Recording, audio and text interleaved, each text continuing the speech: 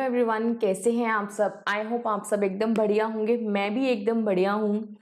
तो हमने अपनी जो लास्ट क्लास है उसमें स्टार्ट किया हुआ था जीएसटी, है ना। क्लास 11th की अकाउंटिंग हमने स्टार्ट की हुई है, जिसमें हमने अपने अकाउंट्स के 11 चैप्टर्स पूरे अच्छे से कंप्लीट किए हैं। अब जो हमने अपनी पिछली क्लास में चैप्टर स्टार्ट किया था उसका नाम है accounting for GST. Accounting for GST. GST की अकाउंटिंग कैसे होगी, अकाउंटिंग जीएसटी के बारे में हमने पिछली क्लासेस में पढ़ा था कि व्हाट इज जीएसटी। कुछ पॉइंट्स मैंने आपको नोट करवाए थे। उसी के आगे कंटिन्यूएशन में ही हम क्या करने वाले हैं, आज जर्नल एंट्री सीखेंगे कि जीएसटी से इनवॉइस में आप देखते होंगे परचेज करते हैं तो जीएसटी चार्ज होता है, सेल्स करते हैं तो जीएसटी आप चार्ज करते हैं।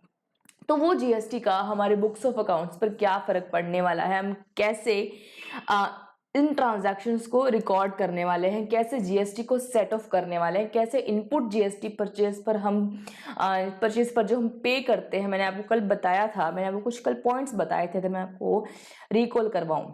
मैंने कल आपको एक पॉइंट बताया था कि एक हमारे पास में जीएसटी में फुल फॉर्म क्या है, goods and services tax. Goods and services tax, ठीक है। ये अप्लाई कब होता है, ये अप्लाई होता है सेल्स पर, जिसे जीएसटी लॉ में बोला गया है सप्लाई। ये बहुत बड़ी डेफिनेशन है सप्लाई की सेक्शन 7 में। Section 7 of the GST law contains supply की बड़ी सारी डेफिनेशन। फिलहाल अकाउंटिंग पॉइंट ऑफ व्यू से आप यही ध्यान रखो कि सप्लाई मीन्स सेल, ठीक है। हम जब भी सेल करेंगे, जब भी सप्लाई करेंगे, तो हमारी supply with in the state भी हो सकती है और आउटसाइड द स्टेट भी हो सकती है, यानी सेम स्टेट में भी हो सकती है और डिफरेंट स्टेट में भी हो सकती है। अगर सेम स्टेट में है तो उस सप्लाई को हम क्या नाम देते हैं, उसे हम बोलते हैं इंट्रा स्टेट सप्लाई या इंट्रा स्टेट सेल्स। क्लियर, उसे हम क्या बोलेंगे, intra state supply. Same ways अगर आउटसाइड द स्टेट आप सप्लाई करते हो, सेल्स करते हो, उसे आप क्या नाम देते हो, उसे हम बोलते हैं inter state supply. That supply is known as inter state supply, ठीक है। पहले आपको ये बहुत इजी है जानना कि सप्लाई इंट्रा स्टेट है या इंटर स्टेट है ना। अगर एक स्टेट से स्टेट 1 से स्टेट 2 में गया तो दिस इज इंटर स्टेट, और एक ही स्टेट के एक हिस्से से दूसरे हिस्से में गया तो वो उसे हम क्या बोलेंगे, वो बन जाएगा अपना इंट्रा स्टेट सप्लाई। यहां तक क्लियर, ठीक है। जब भी आप इंट्रा स्टेट सप्लाई करोगे तब आप क्या चार्ज करोगे, तो मैंने आपको कल बताया था आपके पास 3 तरह का जीएसटी है, सेंटर का जीएसटी, स्टेट का जीएसटी और इंटीग्रेटेड जीएसटी। तो जब भी within the state sale होती है तो आपको सीजीएसटी चार्ज करना है और एसजीएसटी चार्ज करना है। और अगर आपकी एक स्टेट से दूसरे स्टेट में गुड्स पहुंच गया तो उस केस में आपको बिल में आईजीएसटी इंटीग्रेटेड जीएसटी क्या करना है, चार्ज करना है। अगर आपकी सप्लाई पर, अगर आप सपोज आपकी जो सप्लाई है उस पर गवर्नमेंट का प्रिस्क्राइब्ड रेट 12% है, तो अगर आपने वो इंट्रा स्टेट सप्लाई की तो सीजीएसटी लगेगा 6%, एसजीएसटी लगेगा 6%। और यही आपकी आईजीएसटी इंटर स्टेट सप्लाई के केस में आईजीएसटी आपको एक ही आईजीएसटी लगाना है और वो भी 12% से, ठीक है। यहां तक क्लियर। तो हमने क्या किया, यहां तक अपना कल अपनी क्लास में कंप्लीट किया था अच्छे से। अब इसी के आगे हम सीखेंगे अपना एंट्रीज वाला पार्ट। तो यहां हेडिंग डालो एंट्रीज। एंट्रीज,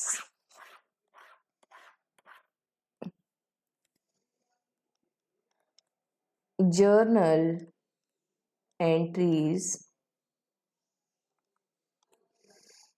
जर्नल एंट्रीज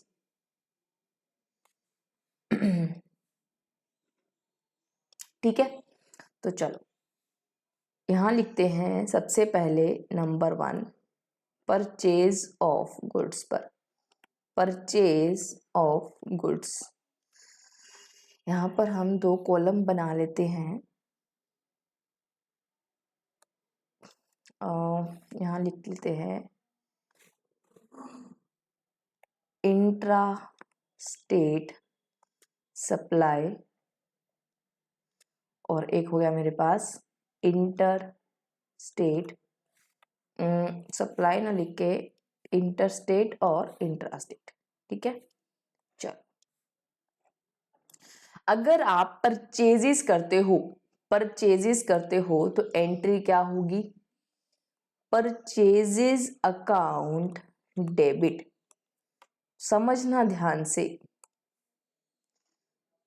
अब आपको एंट्रीज आती है ना? तो परचेजेस अकाउंट डेबिट, ठीक है।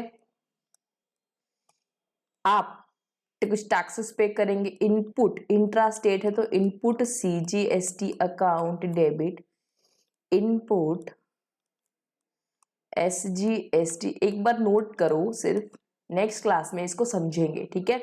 Purchases account debit, input CGST account debit, input SGST account debit to bank, और क्या हो सकता है? To creditor account. यहाँ ठीक है। अगर हमने की है इंट्रा स्टेट परचेज तो ये एंट्री हो जाएगी। इंटर स्टेट परचेज की अगर बात करें तो एंट्री क्या होगी? परचेजेस। इसको मैं भी यहाँ थोड़ा सा शिफ्ट करती हूँ। चलो, परचेजेस यहाँ लिखो, purchases account debit, input IGST account debit to bank और टू क्रेडिटर्स अकाउंट। ठीक है, यहां तक क्लियर? उसके बाद दूसरी एंट्री एक बार लिखते चलो। दूसरी एंट्री ये हो गई purchase return of goods. Purchase return of goods, तो एंट्री क्या करोगे? बैंक अकाउंट डेबिट, और इस एंट्री का सीधा रिवर्स, फर्स्ट एंट्री का रिवर्स, और क्रेडिटर्स अकाउंट डेबिट। बैंक कब होगा? इफ पेड, और ये कब होगा? If payable. ठीक है, आई होप आप समझ गए। तो बैंक अकाउंट डेबिट और creditors account debit to purchase return to input CGST account to input SGST account. ठीक है, यहां तक लिखा? चलो, अब अगर ये है मेरी इंटर स्टेट परचेज तो मुझे क्या करना होगा? ऊपर वाली एंट्री को रिवर्स, बैंक अकाउंट डेबिट और क्रेडिटर अकाउंट डेबिट। ये कब होगा? इफ पेड, और ये होगा इफ पेबल, है ना? चलो, इसी एंट्री का रिवर्स, टू परचेज रिटर्न और टू इनपुट IGST अकाउंट। ठीक है, लिखते चलो आगे। Entry number 3, purchase of asset. अगर आप कोई एसेट परचेज करते हो तो एंट्री क्या होगी? यहाँ एक लाइन लगा देते हैं। ठीक है, लुक्स गुड। अरे यहाँ भी इसको अंडरलाइन कर दिया। चलो, परचेज ऑफ एसेट, अगर आप एसेट परचेज करेंगे तो asset account debit, input CGST account debit क्योंकि हम इंट्रा स्टेट परचेज कर रहे हैं तो CGST और SGST आएंगे। 2, बैंक अगर पेमेंट कर दी है तो इफ पेड, और अगर नहीं की है तो वेंडर का नाम, to vendors account if it is amount is payable. Clear? चलो अब इंटर स्टेट है तो ये मैंने आपको बता दी इंट्रा स्टेट की। इंटर स्टेट पे आ जाओ। अगर इंटर स्टेट है तो एंट्री क्या करोगे? Asset account debit input IGST account debit to bank if paid, अगर आप पेमेंट कर देते हैं, और अगर नहीं करते हैं क्रेडिट पे परचेज करोगे तो to vendors account if the amount is payable. Clear? चलो परचेज ऑफ एसेट की बात हो गई। अब चलो पॉइंट नंबर 4, ये हो गया मेरा एक्सपेंसेस। एक्सपेंसेस की एंट्री क्या होगी? एक्सपेंस अकाउंट डेबिट, ठीक है, जिन पे GST चार्ज होता है ना, यहाँ लिखे एप्लीकेबल GST, जिन पर GST एप्लीकेबल होता है उस पर मैं एंट्री क्या करूंगी? Expense account debit input CGST account debit input SGST account debit to bank if paid to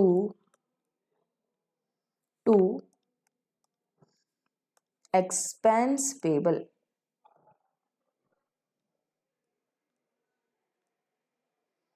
if payable, expense is payable। ठीक है, इसके बाद यहाँ देखो, अगर इंट्रा स्टेट को एक्सपेंस किया है, expense account debit interstate input IGST account debit to bank if paid to expense payable, to expense payable if expense is payable are not paid। यहां तक समझ आया? चलो अब इसके बाद लिखो, फोर्थ के बाद फिफ्थ एंट्री, फिफ्थ जो पॉइंट है वो लिखो, goods distributed as free samples, goods distributed as free samples or for promotion of sales, or for promotion of sales। तो आप क्या लिखोगे? यहाँ भी इसको अंडरलाइन करते हैं। क्या लिखोगे? एडवर्टीजमेंट अकाउंट डेबिट, एडवर्टीजमेंट और sales promotion expense account debit to purchases to input CGST to input SGST account. ठीक है, एक बार लिखते चलो, समझेंगे थोड़ा ठहर के, एक बार लिख लो। फिर मैंने यहाँ पर अगर मेरा इंटर स्टेट है तो एंट्री क्या होगी? एडवर्टीजमेंट और sales promotion expense account debit to purchases account to input IGST account. ठीक है, चलो इसके बाद पॉइंट नंबर 6, पॉइंट नंबर 6 लिखो goods lost by fire or damaged or stolen, that is loss by theft। उस केस में आप क्या लिखोगे entry, goods loss by fire, या मैं लिखूं loss of goods by fire और theft account debit, loss of goods by fire और थेफ्ट अकाउंट डेबिट। थोड़ा सा इसको इधर मूव कर देते हैं, ठीक है, sorry, loss of goods by fire और theft account debit to purchases account और to input GST account to input SGST account. ठीक है, अगर यहाँ लिखूं तो क्या लिखेंगे, इंटर स्टेट है तो loss of goods by fire और theft debit to purchases account to input IGST account. Clear, clear तो नहीं हुआ, लिखो एक बार, ठीक है। चलो उसके बाद point number 7, goods given as charity और डोनेशन, तो क्या लिखोगे, इसको भी अंडरलाइन कर देते हैं, यहाँ भी कर देते हैं, तो लिखेंगे चैरिटी और donation account debit to purchases account to input CGST account to input SGST account. ठीक है, चलो यहाँ और लिखते हैं चैरिटी और donation account debit to purchases to input IGST account. ठीक है, चलो आगे लिखो goods taken by proprietor for personal use, goods taken by proprietor for personal use, तो एंट्री क्या हो जाएगी, drawings account debit to purchases account to input CGST account to input SGST account. ठीक है, और अगर मेरी ने इंटर स्टेट के केस में ड्राइंग्स की, अगर ड्राइंग्स मतलब इंटर स्टेट परचेज्ड थे उन गुड्स की अगर मैंने ड्राइंग्स की है, तो drawings account debit to purchases account to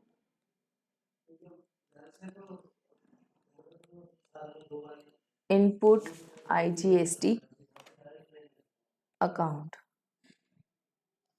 ठीक है, चलो अब इसके बाद लिखो point number 9, sale of goods, sale of goods की अगर हम बात करें, सेल ऑफ गुड्स तो एंट्री क्या डालेंगे आप, गुड्स बेचते हैं तो डेटर अकाउंट डेबिट और cash account debit to sales, to sales पर जो टैक्स कलेक्ट करते हैं उसे हम बोलते हैं output CGST to output SGST account. ठीक है, ये if credit sales, if credit sales और इफ कैश सेल्स। ठीक है, अगर इंटर स्टेट है तो एंट्री क्या होगी, debtors account debit cash account debit to sales to output IGST output IGST account. ठीक है, चलो आगे लिखो point number 10। Sale of goods के बाद लिखो sales return of goods. Sale return of goods की अगर हम बात करें तो यही एंट्री मुझे क्या करनी है, रिवर्स। एंट्री क्या होगी, sales return account debit, sales return account debit output CGST account debit output SGST account debit to debtors account और टू कैश अकाउंट। ठीक है, और अगर इंटर स्टेट है तो क्या एंट्री होगी, sales return account debit output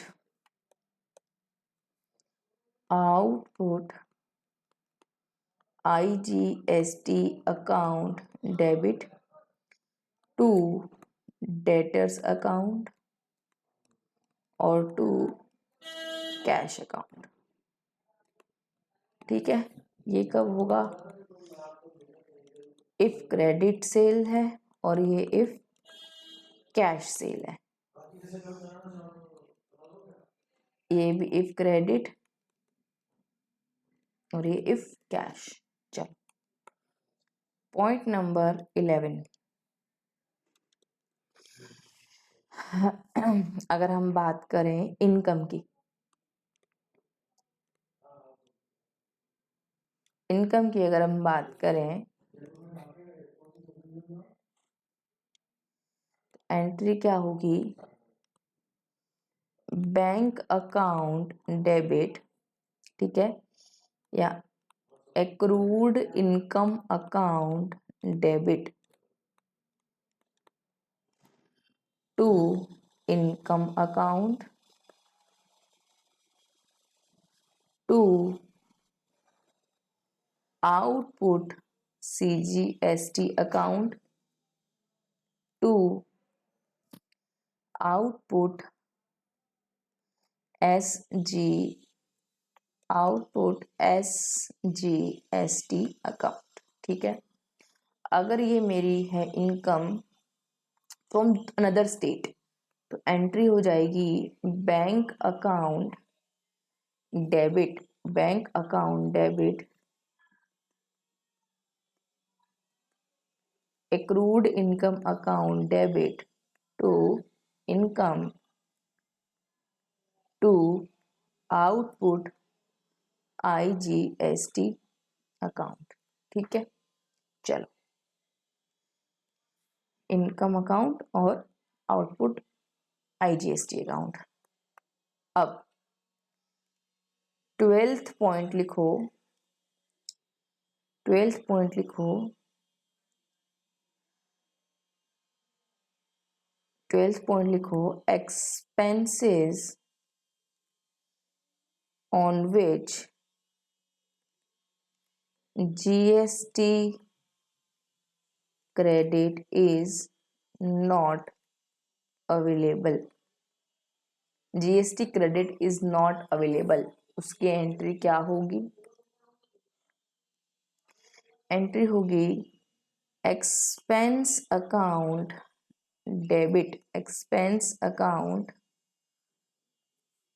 debit to bank, expense account debit to bank account. यहाँ लिखो, अगर मैं आपको स्टार मार्क करके यहाँ लिखवा देती हूँ, this amount includes expense amount plus GST, या मैं बता दूं इट अमाउंट includes, इस अमाउंट इज इंक्लूडिंग GST। ठीक है, चलो। और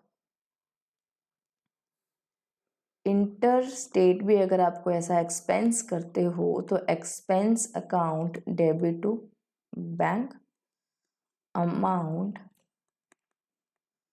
इंक्लूडिंग GST। ठीक है, चलो। तो अब तक हमने क्या किया, सारी एंट्रीज हमने लिख ली है ना। ये सारी एंट्रीज हैं जो आपको समझनी है। ठीक है, ये सारी एंट्रीज कितनी, 12 तो मेरे पास हो गई इंट्रा स्टेट वाली और 12 हो गई मेरे पास इंटर स्टेट वाली। ठीक है, चलो अब एक एग्जाम्पल लेते हैं, है ना, इनको समझने के लिए। एक एग्जाम्पल, ये लो एग्जाम्पल। एग्जाम्पल है mister A purchased 100 shirts at, या अपन इसको थोड़ा सा कम कर लेते हैं, A purchase 10 shirts at 100 each. ठीक है, GST charged 12%। Mister A purchased 10 shirts, यहां मैं लिखूं mister A belongs to Madhya Pradesh. Mister A कहाँ से बिलोंग करते हैं, मध्य प्रदेश से। ठीक है, एग्जाम्पल। तो mister A purchase 10 shirts at 100 each, GST charge 12% from Madhya Pradesh. उन्होंने परचेज कहाँ से किया, मध्य प्रदेश से। ठीक है, mister A sold 10 shirts at the rate 200 each, 200 each, GST charged 12% within MP। Sold किया है with in MP, with in same state. ठीक है, mister A paid expenses of rupees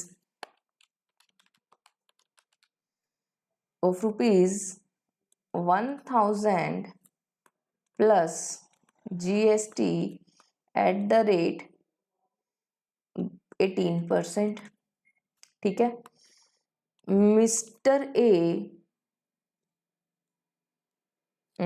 received income of rupees 1000, expenses भी with in MP है, और received income plus GST at the rate 18%, और वो income भी कहाँ से रिसीव हो रही है, विद इन MP। ठीक है, तो चलो ये मैंने आपको एक एग्जाम्पल दिया। इसको हम थोड़ा सा समझते हैं।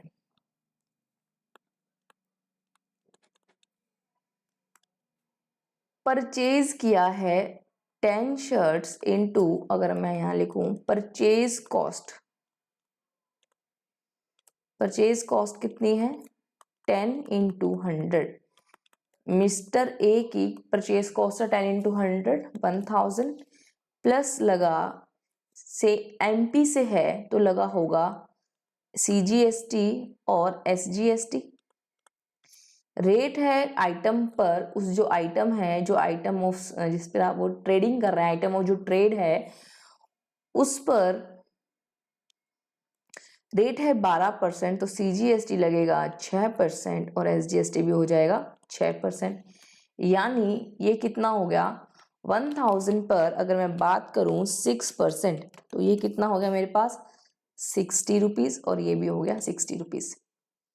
ठीक है, तो ये हुआ 1060। यानी मिस्टर ए ने ये अमाउंट उन्होंने बैंक से पे कर दिया। This is total invoice value. ठीक है, तो मिस्टर ए ने क्या किया है, मिस्टर ए ने 1060 पे किया।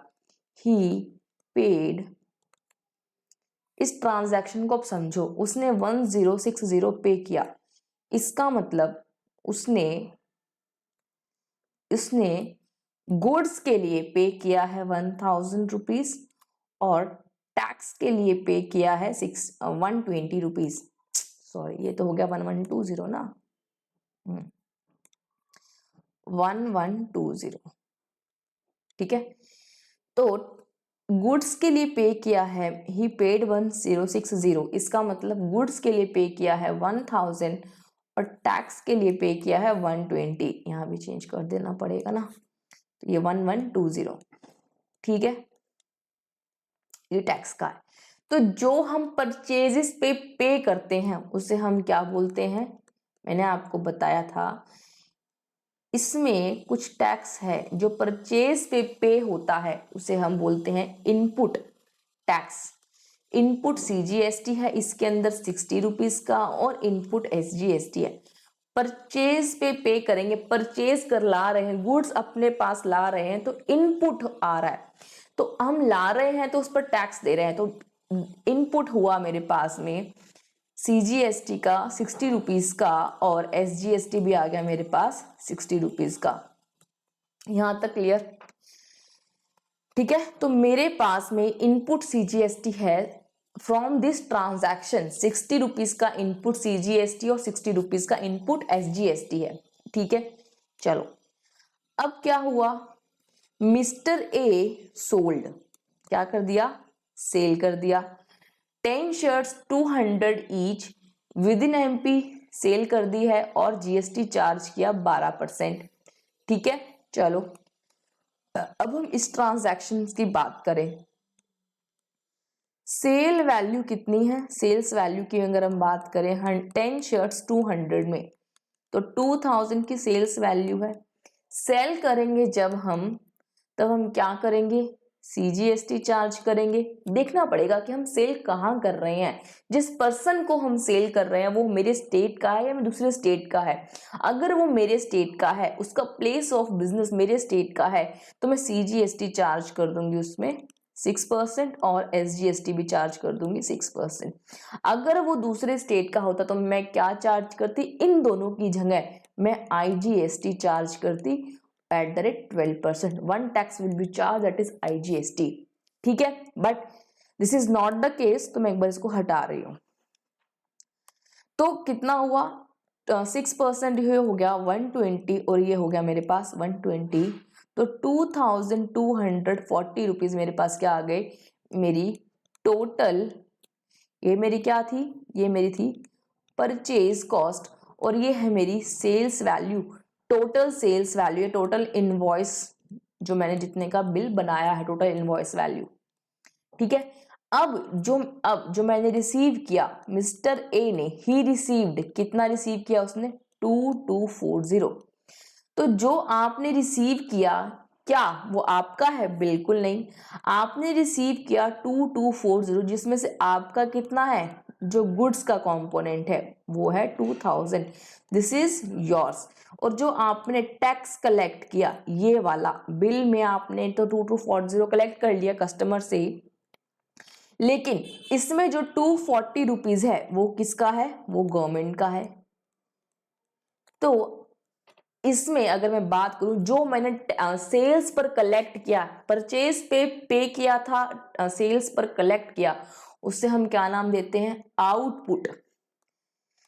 आपने जब सेल्स करोगे तो आप किसी को माल गुड्स सेल करोगे तो 2000 आप रिसीव करोगे, प्लस टैक्स भी रिसीव करोगे, तो टोटल 2240 आप रिसीव कर रहे हो। तो जो सेल्स पर आप कलेक्ट कर रहे हो उसे हम बोलते हैं, यानी सेल्स पर हम गुड्स आउट कर रहे हैं तो सेल्स को रिप्रेजेंट करता है। सेल्स पर हमने कलेक्ट किया, गुड्स आउट हुए तो टैक्स का नाम भी हुआ आउटपुट। इस केस में, परचेज के केस में गुड्स इन होते हैं इसलिए टैक्स का नाम इनपुट हो जाता है। तो इस केस में हम क्या बताऊं आपको कि मैंने 2240 रिसीव किया, जिसमें से आउटपुट सीजीएसटी का कंपोनेंट है 120 का, और आउटपुट एसजीएसटी कहलाएगा, वो हो गया मेरा 120 का। ठीक है, पूरे साल में एज्यूमिंग, चलो पूरे महीने में इसकी कोई भी और ट्रांजैक्शन नहीं है सेल्स और परचेज की। ठीक है, चलो फिर इसने कोई एक्सपेंस किया। ठीक है, तो एक्सपेंस पे भी क्या पे किया? जीएसटी। ठीक है, तो ये भी मान लो आप इसका भी क्रेडिट, अगर क्रेडिट छोड़ो, क्रेडिट वर्ड आपको एक बार समझने के, पर एक्सपेंस का और बात कर ले। मैंने कोई एक्सपेंस इनकर किया, एक्सपेंस की वैल्यू कितनी है? एक्सपेंस किया है मैंने 1000 प्लस 18% जीएसटी, खर्चा मैंने अपने ही स्टेट में किया है, that is with in MP. तो 1000 रुपए का खर्चा अगर मैंने किया तो उसमें मैंने सीजीएसटी दिया, क्योंकि सेम स्टेट में है तो सीजीएसटी दिया होगा और एसजीएसटी दिया होगा। 18% है तो 9% दिया होगा, यानी कितना हो गया? 90 रुपीज। 1000 का अगर मैं 18% करती हूँ 180 होता है, तो 90 यानी 1180 आपने अमाउंट एक्सपेंस का पे किया। अमाउंट पे कितना किया? 1180, यानी आई पेड, यानी अगर मैं मिस्टर के लिए बात करूं, ही पेड, कितना पे किया? उसने जो पे किया है ना 1180, उसमें से जो उसने एक्सपेंस के लिए अपना जो उसका खर्चा है वो तो है उसका 1000 रुपए, और जो उसने टैक्स के लिए पे किया है वो है उसका 180, जिसमें सीजीएसटी है 90 और एसजीएसटी भी है 90। और क्योंकि एक्सपेंस इनकर किया है तो दिस इज इनपुट, इसको भी पूरा लिख देते हैं एक बार। Input, this is input CGST और ये है इनपुट एसजीएसटी। ठीक है, चलो अब एक और इनकम रिसीव हुई है, कितने की? 1000 रुपीज की जीएसटी आपने रिसीव किया है विद इन एमपी। तो इनकम की अगर हम बात करें, इनकम का अमाउंट आप कर लो 500 रुपए, इसका आप चेंज कर लेते हैं, चलो इनकम का बढ़ा लेते हैं 5000 रुपए। ठीक है, तो चलो इनकम की बात करें।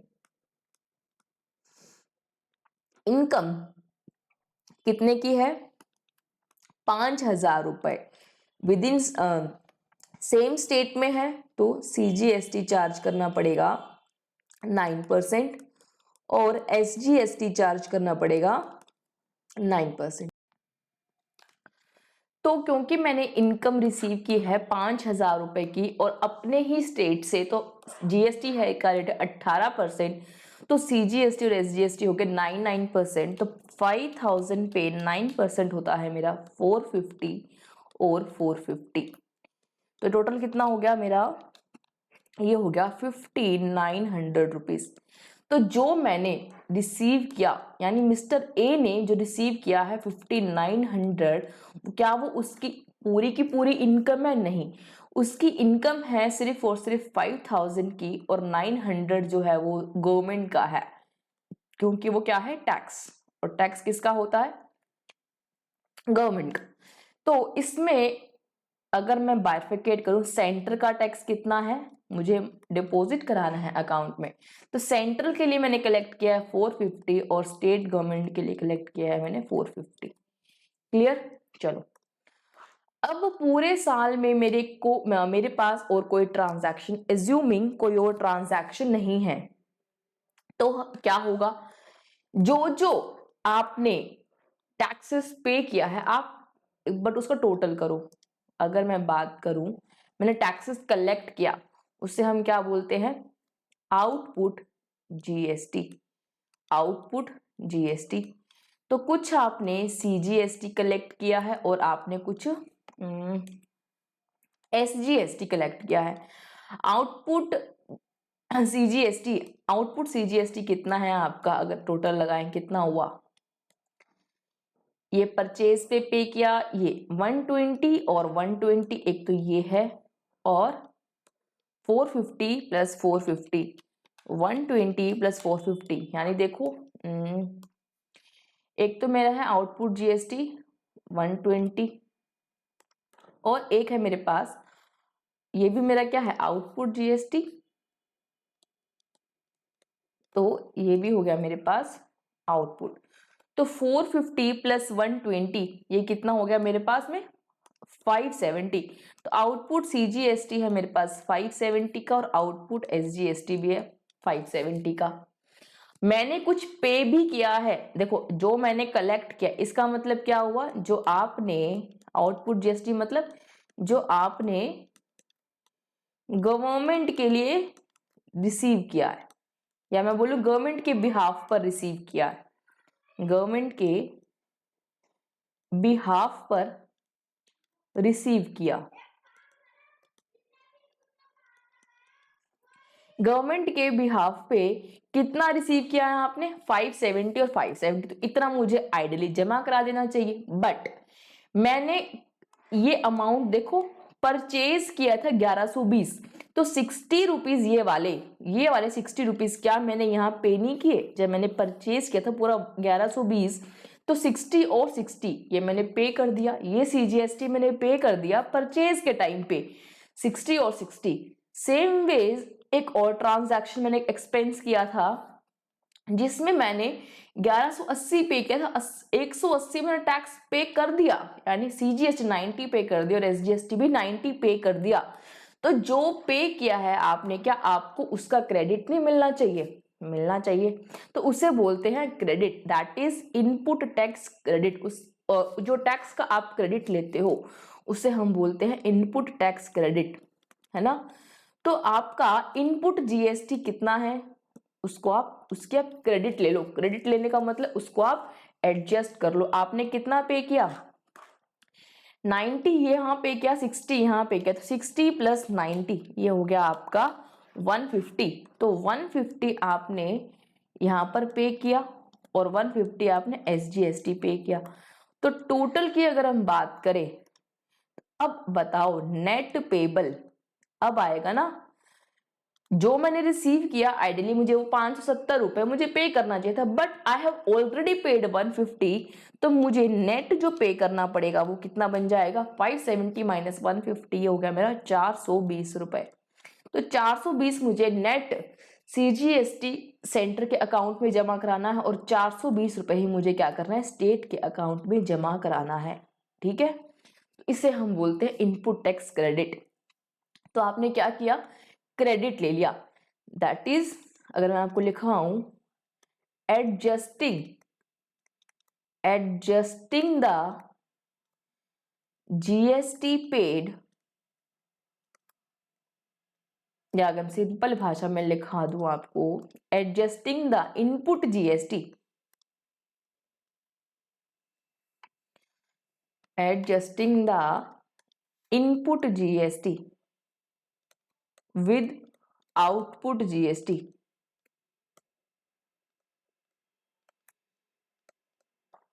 is known as input tax credit। आप एडजस्ट कर रहे हो, I can say adjustment of input GST with output GST is known as input tax credit. ठीक है, चलो, तो मैंने ये क्या कर दिया, 150 की क्रेडिट मैंने ले ली, एसजीएसटी की भी और सीजीएसटी की भी।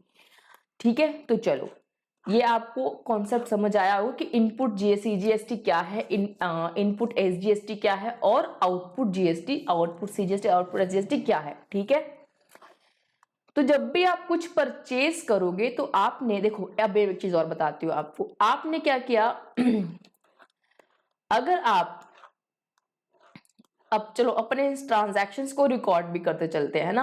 अगर मैं इस ट्रांजैक्शन को, फर्स्ट ट्रांजैक्शन को मैंने क्या किया था, परचेज किया था, तो मैं इसको यहाँ एंट्री भी डाल रही हूँ। मैं इसको थोड़ा सा हटा देती हूँ ना, एक मिनट, इसको यहाँ कर दिया, और इसको भी हटा देते हैं।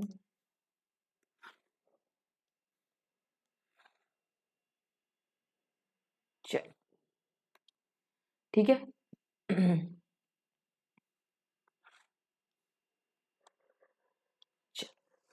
अब मैं अगर एंट्रीज की बात करूं, मैंने परचेज किया तो मुझे एंट्री क्या डालनी चाहिए, परचेजेस अकाउंट डेबिट। मैंने कैश परचेज किया है तो मुझे एंट्री डालनी चाहिए purchases account debit to bank, कर देना चाहिए परचेजेस टू बैंक 1120। बट क्या ये एंट्री सही है? जो मैं टैक्स पे कर रही हूं मुझे उसका क्रेडिट मिलेगा कि नहीं मिलेगा? अभी मैंने आपको एग्जांपल में बताया, देखो ये 150 में ये 60 रुपीज शामिल है, 60 प्लस 90, 690 जो इस ट्रांजैक्शन में आपने पे किया था और 60 जो आप यहाँ पे करो, तो जो आप पे करोगे क्या वो आपको बाद में क्रेडिट देगा? क्या आपको उसकी क्रेडिट मिलेगी? जो आप टैक्सेस पे करोगे उसकी क्रेडिट आपको मिलेगी, शॉर्टकट मिलेगी। तो आपको क्या करना है, उसको अपना एसेट बनाना है, क्योंकि मुझे बाद में वो क्या करेगा, आपको क्रेडिट देगा। तो उसके लिए मुझे क्या लिखना पड़ेगा, उसको एसेट के फॉर्म में, that is input CGST, input CGST account debit.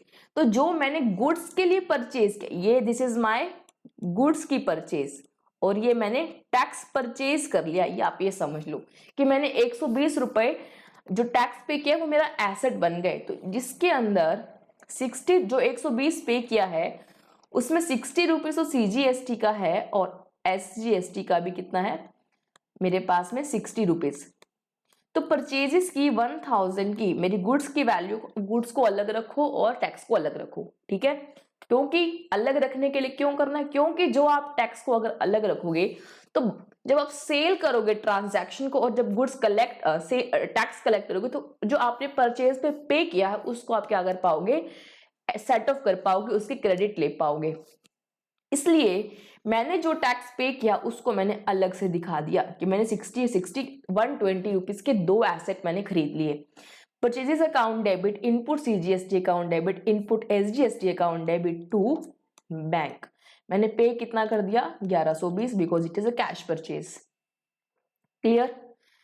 चलो अब दूसरी, जब हम सेल्स करेंगे तो मुझे पैसा, मैंने बिल में टैक्स चार्ज किया तो मुझे पैसा कस्टमर ने कितना दिया, पूरा 2240, तो मुझे रिसीव हुआ बैंक अकाउंट डेबिट, कितना रिसीव हुआ 2240। क्या ये मेरी सेल्स है पूरी की पूरी 2240? नहीं, बिल्कुल भी नहीं। क्यों? क्योंकि गुड्स का कंपोनेंट ही आपकी सेल्स है और जो आपने टैक्स कलेक्ट किया है ये 240 रुपए, वो आपकी लाइबिलिटी है। तो लाइबिलिटी तो बनानी पड़ेगी ना, increase in liability will always be credited. तो इसे हम बोलेंगे आउटपुट सीजीएसटी और टू आउटपुट एसजीएसटी। तो मैंने दो लाइबिलिटी अपनी बुक्स में बना ली। ठीक है, तो जो सेल की है, सेल्स वैल्यू तो 2000 रुपीज है और 120 की मेरी क्या बन गई, लाइबिलिटी। तो ये क्या है मेरी लाइबिलिटी और ये क्या हो गए मेरे एसेट्स। कल मैंने आपको एक लाइन लिखाई थी कि अगर आप कोई टैक्स पे करते हो that is not your expense, it is your asset. वैसे ही अगर आप कोई टैक्स सेल्स पर कलेक्ट करते हो तो that is not your income but it is your liability. अब समझ आया क्यों? चलो और प्रैक्टिस करेंगे और समझ आएगा। अब मैंने एक एक्सपेंस पे किया, बताओ एंट्री एक्सपेंस है, सपोज मैंने रेंट है, एक्सपेंस का नाम है रेंट, मैंने रेंट पे किया तो एंट्री क्या होगी? Rent account debit to bank. Entry तो rent account debit to bank, मैंने कैश में पे कर दिया, बैंक से पे कर दिया, तो कितना करना चाहिए? रेंट का जब मेरे पास बिल आया तो इतना तो रेंट आया प्लस टैक्सेस लग गया, तो मुझे 1180 तो पे 1180 से एंट्री कर देनी चाहिए। बट जब भी मैं टैक्स पे करूंगी वो मेरे लिए क्या बनेगा? एसेट बनेगा। तो मुझे क्या करना पड़ेगा? एसेट बनाना पड़ेगा। जब भी मैंने रेंट पे किया तो रेंट का एक्सपेंस तो 1000 ही रहेगा। आप जो जो टैक्स पे करते जा रहे हो उसको आप एसेट बनाते चले जाओ। Asset increase in asset will always be debited. तो 90 रुपीज से आपने इनपुट सीजीएसटी और बना लिया और इनपुट एसजीएसटी, इनपुट एसजीएसटी आपने 90 रुपीज से और बना लिया। तो ये मेरा क्या हो गया? मैंने पूरा का पूरा पे भी कर दिया 1180। क्लियर? यानी जो आप टैक्स पे करते हो that is not your expense, it is your asset. Again proved. ठीक है, चलो आगे। वैसे ही जैसे मेरे पास एक इनकम आई, तो जब आप कुछ रिसीव करोगे तो साथ में टैक्स रिसीव करोगे। जो टैक्स रिसीव किया वो आपका नहीं, वो आपके, वो गवर्नमेंट का है, तो वो आपकी क्या बनेगा? लायबिलिटी। तो जो आपने इनकम रिसीव की उसका कुछ हिस्सा ही आपका है, बाकी आपकी क्या है? लायबिलिटी। उसे अलग रख दो लायबिलिटी बनाकर। तो मैंने जो रिसीव किया, एंट्री क्या होगी? Bank account debit. रिसीव किया मैंने 5900। क्या पूरी की पूरी मेरी इनकम? इनकम मान लो कोई कमीशन इनकम है ना? कमीशन का इनकम का नाम है कमीशन। तो bank account debit to commission income, to commission account. ठीक है, चलो मैंने कमीशन रिसीव किया है टू कमीशन इनकम। कितना जाएगा? जो कमीशन का पोर्शन है वही जाएगा, और जो आपने टैक्स रिसीव किया है दैट इज योर लाइबिलिटी।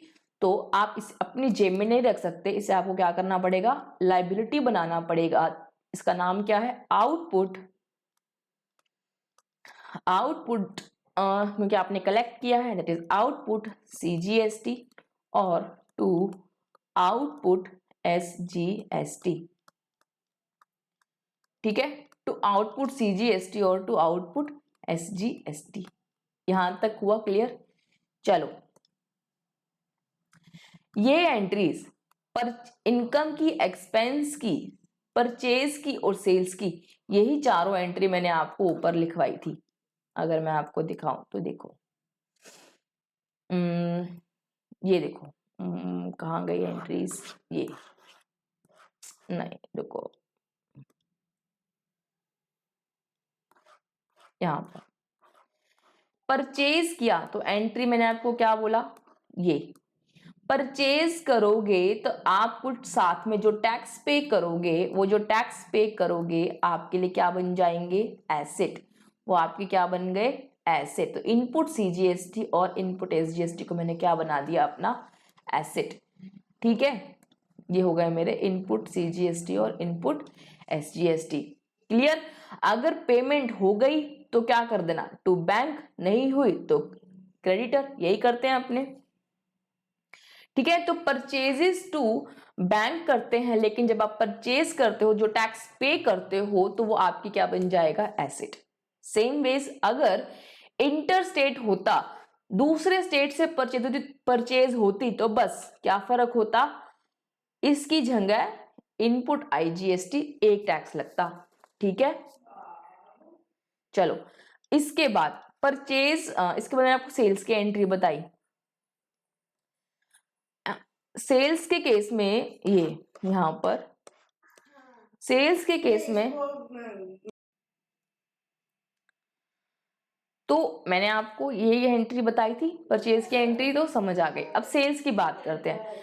अगर क्रेडिट सेल होगी तो सिंपली क्या करोगे आप? Debtor account debit to sales हम ये एंट्री करते हैं। अगर कैश सेल्स है तो कैश टू सेल्स है ना, बट हम जो पैसा रिसीव करेंगे, अगर जीएसटी आपने बिल में चार्ज किया है तो आप कुछ टैक्स कलेक्ट करोगे, तो वो जो आपने कलेक्ट किया वो आप क्या बना दोगे, उसको अपनी लाइबिलिटी। ठीक है, तो मैंने आप जो पैसा रिसीव किया उसमें से क्या बना दिया मैंने, उसको लाइबिलिटी। अभी देखो आपने यही एंट्री की है, सेल्स की एंट्री ये रही, bank to sales to output CGST और टू आउटपुट एसजीएसटी। ठीक है, तो ये एंट्री मैंने आपको समझा दी है ना।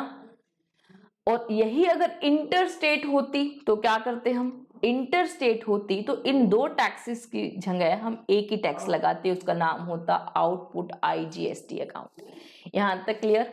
चलो फिर मैंने आपको बताई एक इनकम की एंट्री, एक्सपेंस की बताई थी ना। चलो देखो, जिन एक्सपेंसेस पर जीएसटी आप पे करते हो और जिनका आपको क्रेडिट मिलता है, एक मिनट कहाँ गए ये, जिस पर जीएसटी एप्लीकेबल है और आपको क्रेडिट भी मिलता है ना।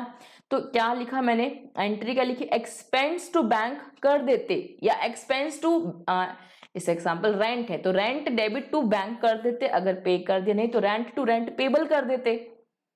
बट क्योंकि जब आप रेंट पे कर रहे हो, if you are paying some amount that if it includes the tax component, तो इट मींस जब आप पे कर रहे हो तो you are buying that tax component, आप उस एक एसेट परचेज कर रहे हो, तो मैंने उसका क्या कर दिया आपके लिए डेबिट कर दिया। इनपुट सीजीएसटी और इनपुट एसजीएसटी को मैंने क्या कर दिया, एसेट बना दिया। यही मैंने आपको एंट्री बताई थी एक्सपेंसेस के लिए। देखो ये रही, एक्सपेंस पे किया था मैंने 1080 का, लेकिन मैंने जो इसमें टैक्स का कंपोनेंट था उसके लिए मैंने इसे क्या बना दिया, एसेट। दो एसेट्स क्रिएट मैंने कर दिए। ठीक है, चलो यही अगर मेरी जो मेरा एक्सपेंस होता वो होता किसी दूसरे स्टेट में, मैंने कोई दूसरे स्टेट से कोई एक्सपेंस कोई सर्विस लेने का मैंने पेमेंट किया, तो उस केस में इन दो टैक्सेस की बजाय मेरे पास एक ही एसेट आता, उसका नाम होता इनपुट आईजीएसटी। ठीक है, समझ आया। चलो अब एक एंट्री मैंने आपको और सिखा दी, इनकम वाली। इनकम इनकम इनकम, ये देखो इनकम, अब पैसा आपको रिसीव होता है, आप एंट्री क्या करते हो, income received, bank account debit to income, नहीं रिसीव तो यानी if it is due but not received तो bank accrued income account debit to income, यही एंट्री होती है। ठीक है, यहां तक सब ठीक था। लेकिन जब भी आप कुछ रिसीव कर रहे हो जिसमें आप टैक्स भी लगाकर कुछ रिसीव कर, तो जो आपने अमाउंट रिसीव किया फॉर द टैक्स कंपोनेंट वो आपका नहीं, वो आपकी क्या है, गवर्नमेंट के लिए आपने रिसीव किया है, तो वो आपकी लाइबिलिटी है, तो मैंने उसे क्या कर दिया, क्रेडिट कर दिया। यही चीज मैंने आपको इस एग्जाम्पल में भी बताई है कि मैंने एक इनकम कलेक्ट की जो थी 5900 की, सॉरी 5900 की इनकम थी, तो 5000 तो मेरी है, बाकी 450 900 रुपए क्या है, गवर्नमेंट का है।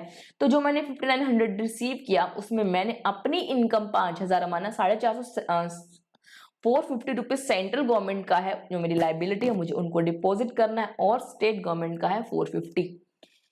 यही एंट्री सेम एंट्री ऊपर मैंने की है, देखो, bank account debit to income to output CGST to output SGST, same ये entry, bank account debit to income to output CGST to output SGST. ठीक है, तो इन 12 में से हमने लगभग 4 एंट्रीज सीख ली। ठीक है, चलो बाकी एंट्रीज को हम कल सीखेंगे अगली क्लास में। तो आज की क्लास के लिए इतना ही, मिलते हैं नेक्स्ट क्लास में। कोई भी डाउट है प्लीज इस क्लास को दोबारा देखिएगा तो आपको समझ आएगा, और कोई भी फिर भी कोई डाउट तो प्लीज कमेंट सेक्शन में मेंशन कीजिएगा। ठीक है, तो bye everyone, see you in the next class.